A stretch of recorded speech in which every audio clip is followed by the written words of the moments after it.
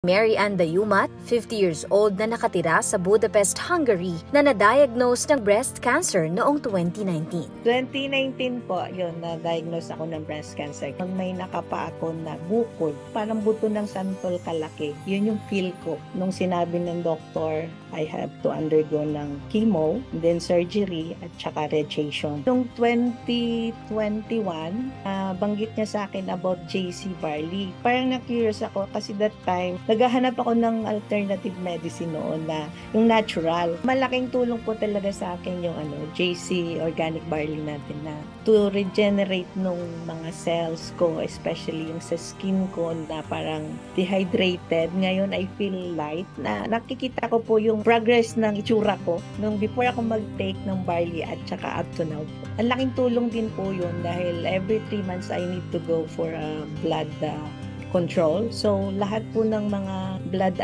ko is normal.